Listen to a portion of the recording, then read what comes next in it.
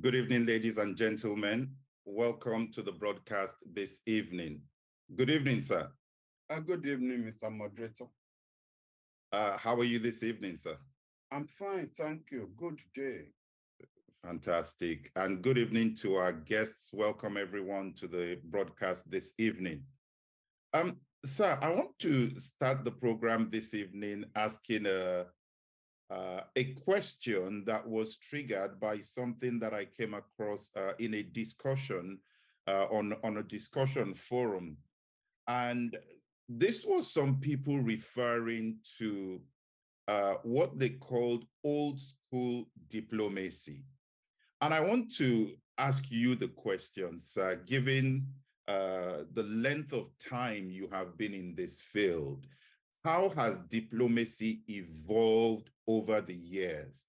And what would you have said to a 33-year-old you knowing what you know today about diplomacy? Well, yes, obviously, there are changes in the format of diplomacy because the circumstances have changed, the technological innovations, the capacity of non-state actors to punch holes in how diplomacy was conducted in the past. So to some extent, as we talk about old world order versus new world order, people are talking about old style diplomacy versus new style of diplomacy. A few illustrations. I even recall that you raised this issue when we were talking about Wikipedia or WikiLeaks. And I was saying that diplomacy is at its best when there are understandings about exchange of information and those understandings are kept to. Your ambassadors on both sides take oath of secrecy when they are employed. And they are then enjoined not to release to either the public or other parties what they are not supposed to release to them. And that gives them the confidence that when they are acting under instructions of their government and they tell the other side, we are ready to do ABC if or provided you are ready to do IJK.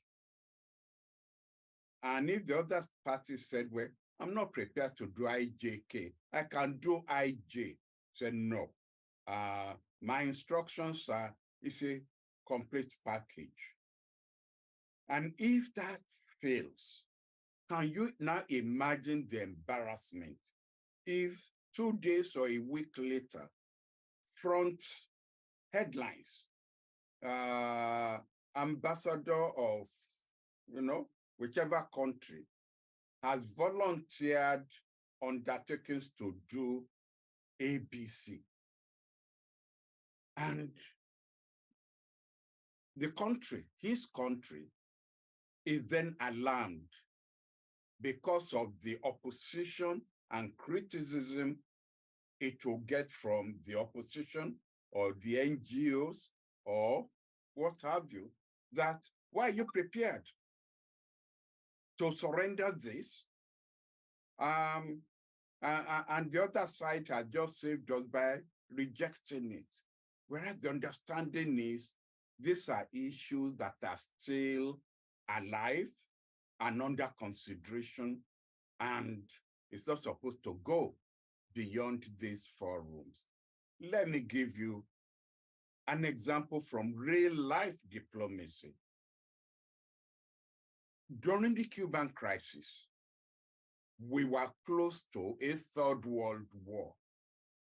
And what finally saved the situation was when Kennedy then offered that, look, you are the latest one to introduce publicly new weapons into this area. So you offer to withdraw those weapons. And in exchange, in 6 months' time, I will withdraw American missiles from Turkey that you have been complaining about. And when Khrushchev then said, well, why can't we announce both as a package? Kennedy said, no, everybody knows that we've had missiles in Turkey and that you have been complaining about it. So there's nothing secret about that. But what is new is this your introduction of missiles into Cuba. So let us deal with that once. But if this leaks, I am going to renounce the whole package and we can then move on from there. So Khrushchev then agreed. So what was announced to the public and acclaimed as success, a victory for the American side, was actually only 50% of the agreement. Can you imagine if it is now that within 24 hours, it then leaks through the social media that actually there was a tit for tat, that there was actually an agreement. The United States also surrendered something. That, to me, best exemplifies the old diplomacy versus the new diplomacy. Technological innovations, I'm afraid, have created problems in the way and manner. It's like, diplomacy is now being played like a football match, openly. Next ball is played by this one, that, oh, it's been played back. Diplomacy is not supposed to work that way. But I'm afraid that is the way it has come out. And it is to the detriment of conflict resolution. Let me give another example, which I wasn't going to talk about at this stage, but I thought, well, since you've brought up the issue, in war, which is diplomacy by other means, in war, there is always a secret division, an extra division on both sides that is never talked about, and that is secrecy. Secrecy. Nobody under the old rules or the way the old game was played will announce what weapons are under consideration and when will they be introduced into the theater of war and what will be their role. But these days, look at the Ukrainian-Russian war, and I don't understand this. There's no longer a secret division. The kind of weapons are debated on the pages of the newspaper, the disagreements about those weapons. Now, when will they be introduced? How long the training will take, so that the other party really doesn't need spies anymore, because the other side is playing everything on the pages of CNN or Al Jazeera or BBC.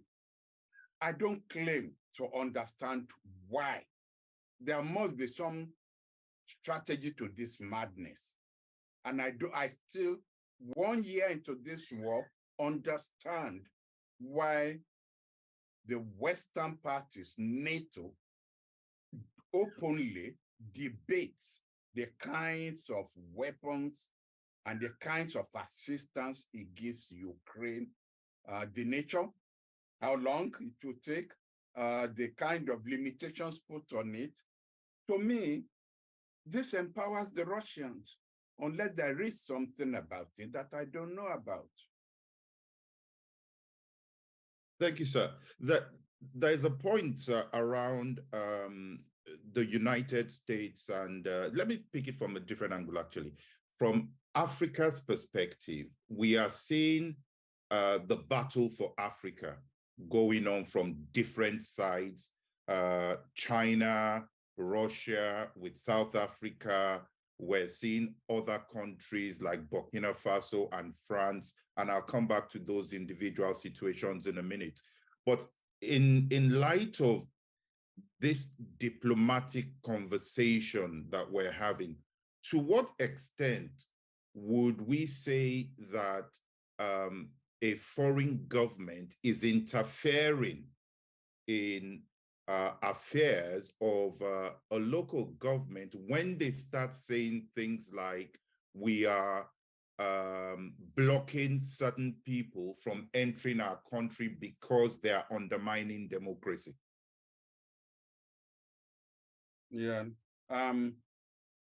You are making reference to the statement by the Secretary of State of the United States made yesterday, I believe, that it was going to have a visa ban regime on Nigerians who try to derail democracy. Yes, sir. In the oncoming Nigerian elections. Yes, sir. Now, there is, Nkrumah got it all right in 1956 when he talked about end of colonialism, beginning of neo-colonialism. We might not have paid too much attention to him at that point because we were all dependent anyway on London and Washington for sources of our information, and we depended then on their analysis. So if they said that Nkrumah was, having delusions, we all then bought into that. But we know better now that with independence, non-interference did not come with independence. The Western countries were embedded in our system, administrative, financial, economic, even political system. Do you know that until even the 1966 coup d'etat in Nigeria, there were British military officers and British police officers? That's 6 years after independence. And we were not the only one. The Ghanaian troops who went to the Congo had British officers. And that was how many years? 6 years, 7 years after Ghanaian independence. So we have always had interference in our domestic affairs. Our elections have never been free from intervention, whatever you want to call it, of the processes. Even when the United States, if you recall, was now screaming at the top of his head that Russia was intervening in their own electoral process, and Senator Sanders said, but we have always been interfering in other people's elections. So why do you think we will be immune from the form of interference could come through the activities of the NGOs who are funded by foreign forces, by foreign countries, and who have to hew to the agenda set for them by those foreign forces. It can take the form of their ambassadors going around the country, lecturing us on the kinds of the kinds of electoral practices, etc., that they want. We wouldn't dare. I would like to see the ambassador in Washington who will get up and tell the Americans the expectation of Nigeria or of Africa in American oncoming 2024, is it, elections. We just wouldn't dare. In any case, they will laugh us to scorn, because what is our capacity anyway for that kind of intervention? Although, mark you, as the Africans in the diaspora, gather strength, gather locus, and gather influence, that could be an indirect way for us also to influence their elections in terms of values, their vision for Africa. But we've got to do it in a very, very clever way, because they have all these laws which can allow that kind of attempt at influencing to be called treason. Or they do things here, when I say here, in Africa, that they won't tolerate, whether in Russia or in the United States or in France. But sir, someone may ask that, isn't that a weakness of African foreign policy, if we use a broader term there, that we don't feel we can call out things that are happening in the United States, or maybe the government is doing, on from some of our institutions in Africa? And maybe that's something we should do, given America is trying to give debt advice to countries when they themselves are in debt. So it's not stopping America from trying to talk about debt in other countries. Maybe African countries should also be more vocal in how they address issues of democracy or failings of democracy in America as well. If you try it, they will overthrow your government. You have the capacity of ideas, but you don't have the capability of protecting yourself from a counterpunch that will, I mean, what kind of penetration do we have? I simply just talked that Africans in the diaspora are just beginning to gather strength. But if you look at some of the documentaries, either on the BBC or on Al Jazeera, or at times even on CNN itself, pieced together from WikiLeaks cables, where the American embassy would tell not an African country, but Germany, that yes, we were involved in kidnapping this German citizen, but it is not in the best interest of the relationship between Germany and the United States for this matter to be pursued. And Germany got the message and dropped it. Or take other European countries who had what we call universal jurisdiction, which means that if a citizen of Chile breaks international law of human rights, or what have you, and he finds himself, say, in Sweden or in Italy, the Italian courts or the Swedish courts can have him arrested and put on trial there. That is what's called universal jurisdiction. The Israel and the United States went after the European countries that had that legislation of universal jurisdiction passed and practically twisted their necks into abrogating this legislation, because the United States wasn't going to allow itself to be hamstrung about what it does anywhere in the world, and Israel wasn't going to allow it stands to be hamstrung about what it does ever. So which African country or which Latin American, South American country has that kind of power to force the United States to change its legislation? Is simply not there. That is what realism in international relations is all about.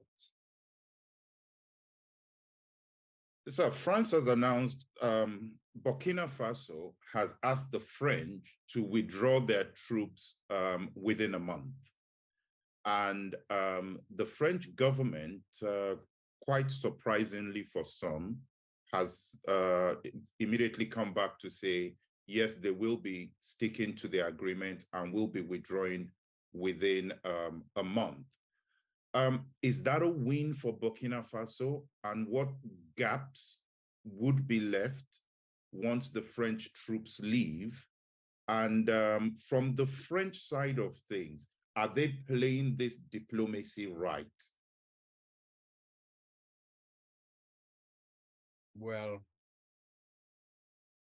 I know what loss of face or what saving face, the role of face saving in diplomacy, especially for France, dates back to the days of de Gaulle, when Guinea voted no in the referendum and said they claim they want their independence.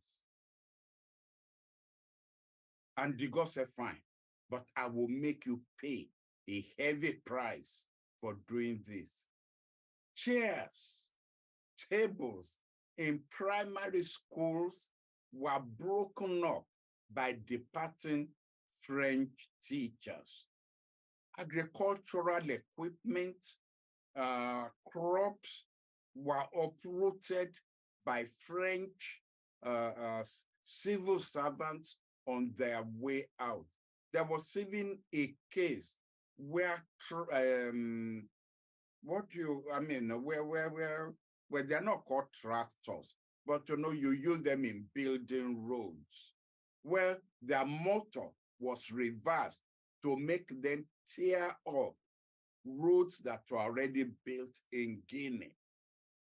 And since then, all French-speaking African countries had learned their lesson not to make France lose face. Now, of course, we have now a new generation of leaders in Burkina Faso, in Mali, in Guinea, who maybe they were not witnesses to the callousness that France is capable of inflicting on its former territories. So I feel apprehensive about what's going to happen in Burkina Faso. But believe me, I'm ready to stick out my neck and say they will make Burkina Faso pay for this. And in what way? They are probably going to seek. You see, they've been there for 60 years. And this is the argument Burkina Faso is making. You've been here for 60 years. You say you were here to help us defeat internal jihadists or internal counter-revolutionaries. You've never defeated them in the 60 years that you've been here. You've never defeated them. So frankly, what is your mandate here? And so to that extent, I suspect what the French will do, yes, they will pick up those forces. I mean, they will take out their forces, but that is after they've left equipment of empowerment, not to Burkinabe forces, but actually to the forces that the Burkinabe had been fighting, just in order to prove the point that you need French presence to give you the 10% stability that you even have. But for the, and you can understand the reasoning of the French. If the French have been successful in what they call their mandate and defeated all this militia and established a powerful central government in Burkina Faso, they will still have been asked to leave. Oh, mandate completed, mission accomplished. So they don't want to leave Burkina Faso. They don't want to leave Mali. The French are a contributor to the shenanigans going on in the Sahelian area of Africa, just in order to justify their presence there. So let me go to South Africa, because the Russian Defense Ministry announced that they had carried out some tests in the area, and this was with one of their ships that had hypersonic missiles on it. And this is ahead of some training program between Russia, China, and South Africa. And my question to you, sir, is to what extent does that increase the profile of South Africa as a military strength across Africa? Mr. Moderator, your choice of language actually endorses the masks the nature of what it was going to happen in South Africa.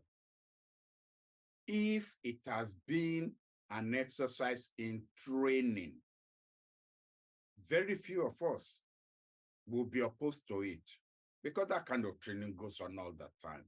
But what they said, the statement by the Russian and the South African foreign ministers, was that they were going to have naval exercises in the ocean around that area. Now, it's a coded words that they have used, naval exercises. Ships visit each other all the time, naval ships. They visit each other all the time as part of the training exercise for their own naval forces. If you decide you are going to travel from, Morocco all the way to New Delhi, you will need to refuel those ships along the way. So you program that into your activities. You pull it into one port to refuel, where you just can't come in. It's not like driving into a petrol station and refilling your tank. No, there's got to be a ceremony about it.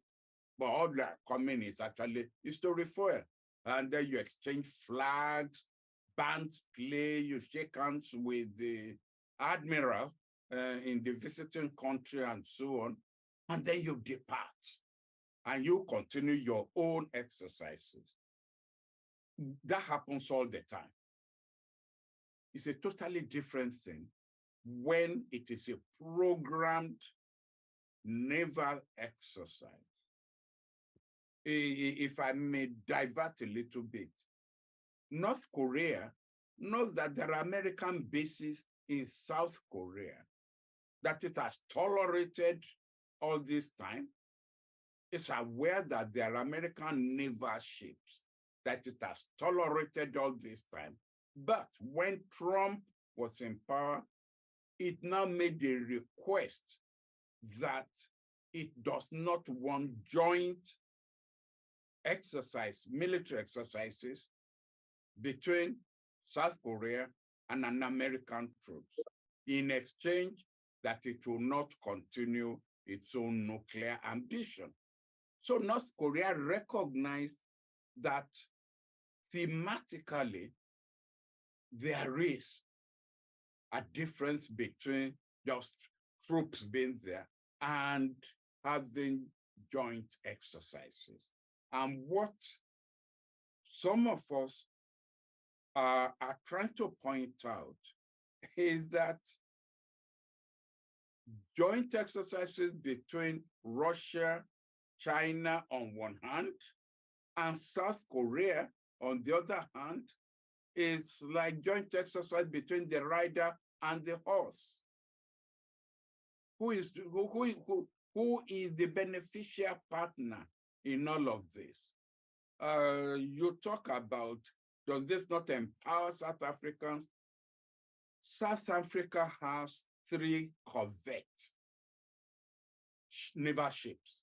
Only one had gone into the ocean in the past 2 years once.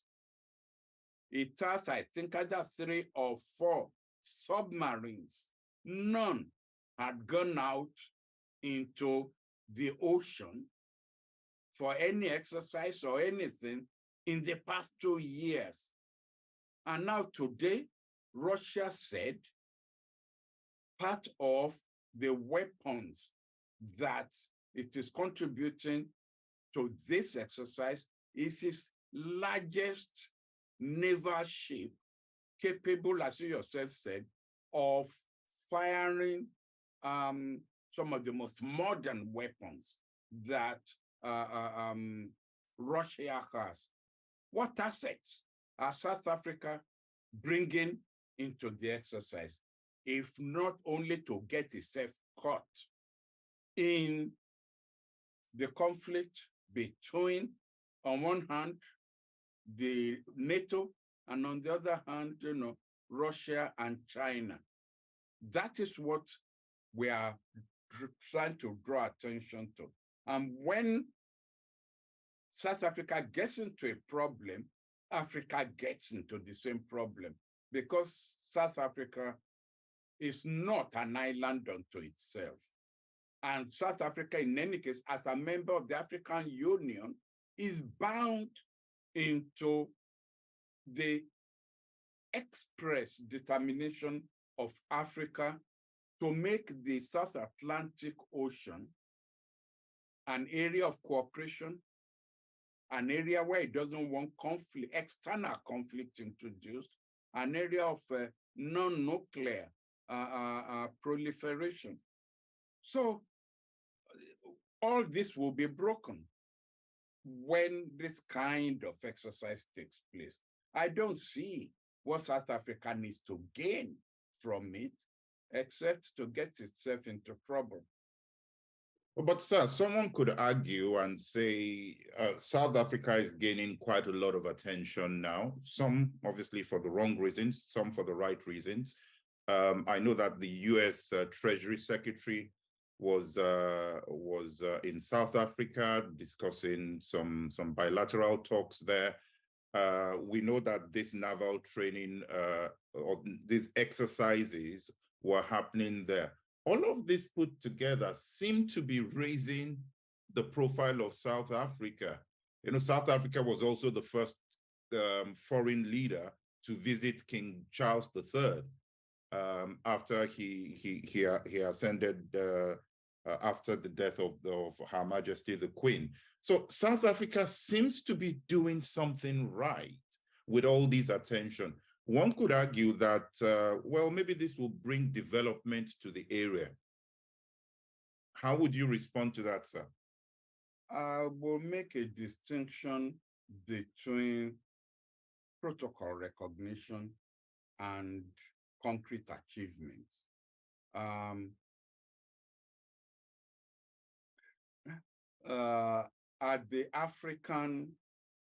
At the American African Summit, Paul Biya, the president of Cameroon, was allotted a time to speak. The man did not even know where he was. The speech written for him by his handlers, he didn't know what he was supposed to do with that speech. Now, are you telling me that the Americans didn't know the state of his health when they decided that Biya would be one of the African leaders who would speak? Were they not mocking him and indirectly mocking us by creating that slot for Biya to speak? All this, people paying attention to South Africa, whether in visiting King Charles and so on. I recall, and I think I've said it on this program, a former president of South Africa, Madiba Nelson Mandela, knew the nature of his country when he said, Africa and the Black race will not be free until Nigeria gets its act together. That Africa and the Black race look up to Nigeria as having the capability to pull the Black race up.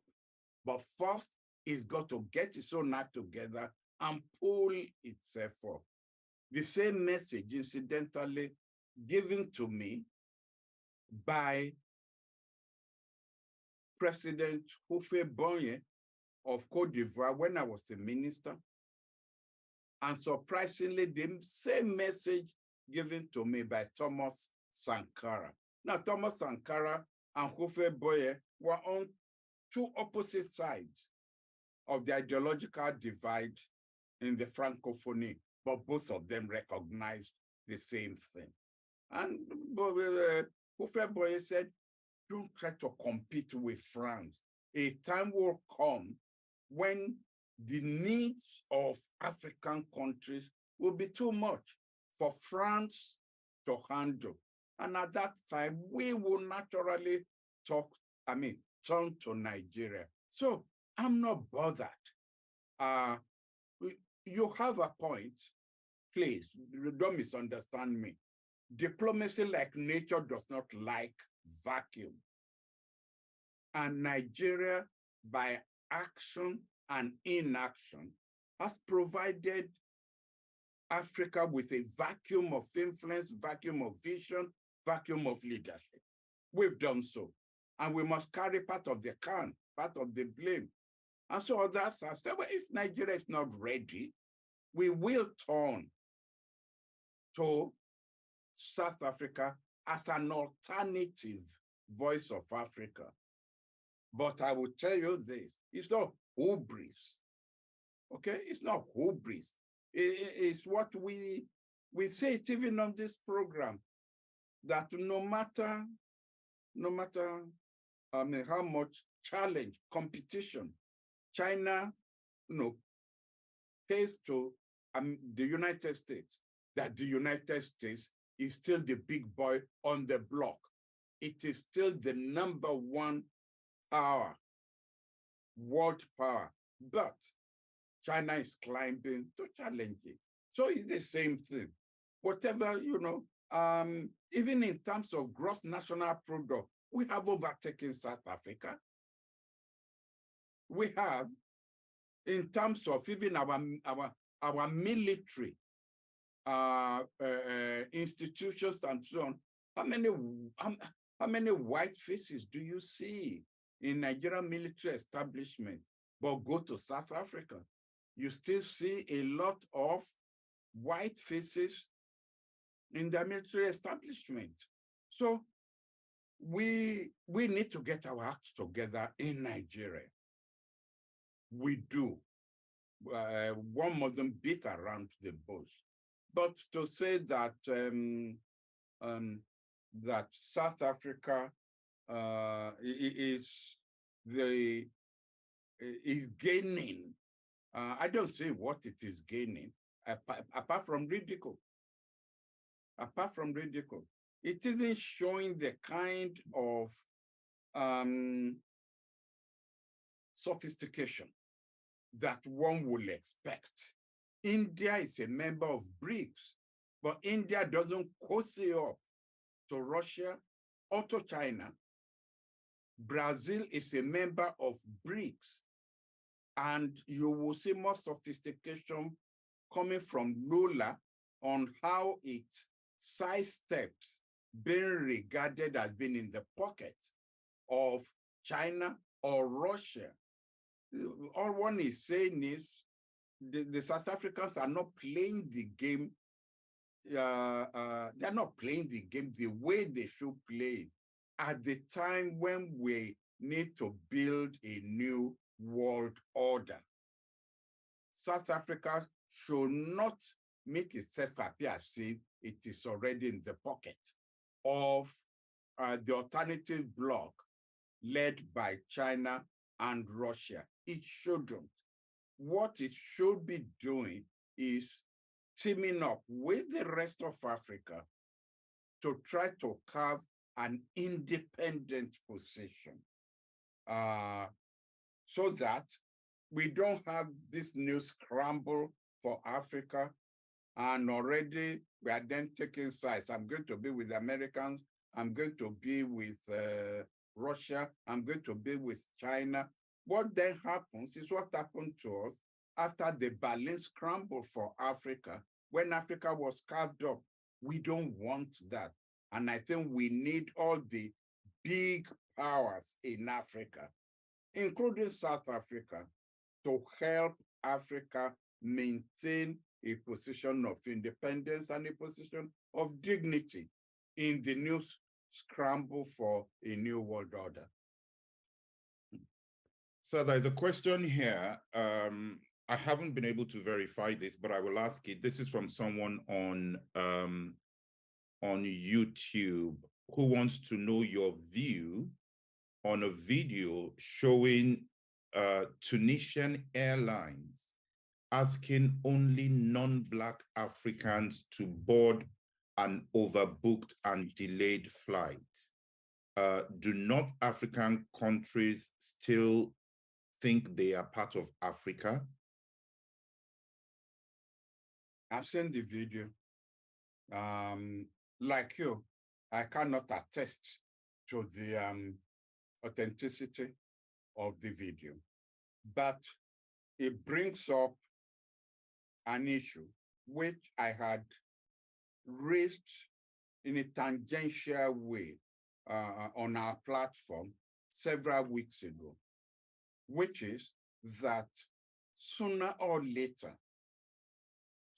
in fact, when we were talking about the World Cup, and the reference always been made to Morocco as representing Africa, as representing Arab world, as representing Islamic world. I said Morocco that was never representing Black Africa. Don't let us beat around the bush. And you see, there is innate racism on the part of Arabs towards Africans south of the Sahara. Mobutu was the first person to call attention to this when he said it was a mistake to have an organization of African unity, especially when the Arabs have their Arab League that included Arab North Africa. And he thought we should have organization of Black African unity. And the Sahel or the Sahara Desert will be the boundary between the two. That was one occasion when the messenger himself destroyed the message because of the involvement of Mobutu In the assassination of Lumumba, he was persona non grata amongst a lot of African countries.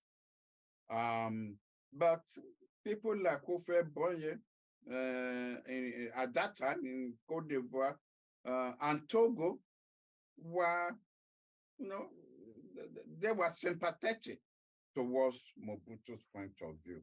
Well, sooner or later, we are going to have to debate that issue, have a conversation on that issue, and recognize the racism in the Arab world towards we Black Africans. It's not only in Tunisia, it's all across. Look at what's happened to Africans after Gaddafi was overthrown. And it's still happening to, if those Africans trying to cross through the Sahara into across the Mediterranean Sea into Europe, if they tell you what they go through in the hands of the Bedouin in the desert and also the Arabs in the cities, you will feel sorry. You will feel ashamed of even being Black. Let me put it that way. When there is no reaction from our governments, all in the name thereof African unity. Yeah, I saw the video and that's my reaction to it. It's left to your generation actually to frontally confront this issue. I think talking about old diplomacy, I think my generation is now past it. It's up to you. Let me pick you up on that, sir, because it's a question that I have been asked so many times, that where are the Bolaji Akinyemis of our generation who can take foreign policy and drive that forward? Because it seems like not only do we have the divide, our generation don't appear to be thinking like your generation did. And how do we in our generation take the baton from your generation and move forward with it? Where are those people, some of the well-learned ambassadors in your generation that we seem not to know? Maybe that's just us not being close to it, but from your vantage point, what are you seeing there, sir? Well, you see, events and circumstances provide the building blocks of generations. In the 60s, nobody heard of the Akinyemis. They heard of the great Jaja Wachuku. They heard of the Nkrumahs. They heard of the Quaison Sakis. They heard of the secretaries. These were the people who were speaking for us. They heard of the emperor, Haile Selassie, Tubman. And then there came a series of coups. And then the environment changed. New personalities were thrown up. And then some of us started getting our legs on the lower echelons of the ladder to now come up. The universities had provided us, had produced us. Our universities were there to absorb us. Things were in a state of flux. The media was then open to us for debates, visions, and what have you. But the environmental conditions at that time allowed people of my generation to then step forward. Not that the baton was handed over to us, there was simply a vacuum. And we stepped into that vacuum. Now, I admit, unfortunately for maybe your generation, the political space seems closed, or the political space is occupied by a political elite that has different values, who are not prepared to, have that large global vision for Africa, or else they won't come running to Chatham House. Can you imagine Nkrumah running to Chatham House because he's contesting an election?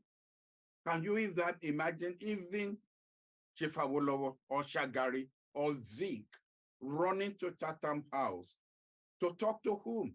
The hall, in any case, was full of Nigerians in the diaspora. I didn't see so many white English faces there. So why go there? If not that somehow the mentality has now been restructured for our own, where you now feel you need the imprimatur of a former colonial power before you can then turn up before your people and say, I have been endorsed. I don't get it. But there are brilliant young people. I won't mention names, but look at people, heading international institutions. Look at people working in the World Bank. Can you imagine if, rather than the people we have there now, if it had been people like Kofi Annan, Emeka Nyauku, the names are out there if you look, who are who took over from, say, the leaders of the 2000 in Africa. Maybe we wouldn't talking about the way we are talking now. But as I said, you are out there. It is circumstances and events that you will have to watch out for. And when those opportunities present themselves, you should be prepared to grab those opportunities. It comes with a cost. I must say that to you. There are people of my generation who have died mysteriously in Africa. And there are those who have been lucky to overcome the vagaries of engagement and are now again out there.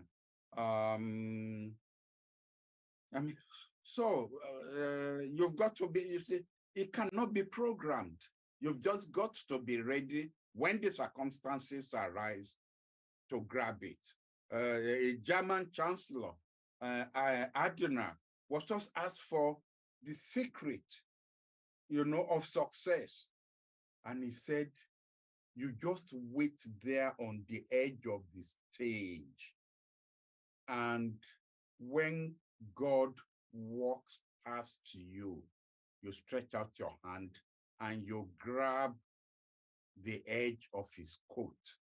And that is the secret of success. You don't plan it, but when it comes, be there. Wow. Wow, I must cut this clip and send out. Thank you for that, sir. Before we close tonight, I know I'm going to take you over on this, so please bear with me, sir. First, it was President Trump that had classified documents in his house, or former President Trump, I should say. Then it was President Biden. Now, former Vice President Pence is also talking about, hey, come and look in my house. There's some documents here as well. What does this say about the gravity of the issue within the American system? And I suspect maybe not only America is going to be held with all these documents flying all over the place. How do you respond to that news, sir? Well, the system is not tidy. It's not tidy. Anything that is not operated by AI, artificial intelligence, you then still come back to depend upon human beings. When you think of the volume of documents generated daily in the United States, or in any governmental system for that matter, and at the end of your term, first of all, probably half of your staff are already looking for new jobs, especially if you've lost. And who are the people who are then going to help you check each document? Is it secret? Is it super secret? Is it confidential? People will just be packing documents, dumping them into cases so that you can be shipped out and get, so that the new government can start getting itself ready to come in. It's not neat, it's not tidy, it's not programmed. So there will always be mistakes. If I were Obama, I will call in the government and say that, look, I haven't found anything, but you come and search. Just come and search. And I bet you they will find confidential documents that have been accidentally packed into cartons when he was leaving, or go to Clinton, for that matter. So let me say, I am happy that this has happened, because it has lessened the tension that there's a conspiracy about shipping out confidential documents. There may be, on the part of one or two, conspiracies, but on the other hand, it may simply be lack of time to adequately classify and declassify these documents. I doubt whether there is any government in the world that will be found free of this kind of carelessness, or what have you, in regards to documents. Also, there is an element of what? Civil servants don't like you seeing a document that says it is cloudy in the morning. They stamp it confidential, because it enhances their power of being a civil servant. They have access to all these documents, while you, the taxpayer, doesn't. Therefore, look, enhance our position by stamping everything secret, confidential, and so on. At the end of the day, if you really bring in an outside assessors, they probably will find out that half of the classifications make no sense. Wow. I have one more question for you, sir.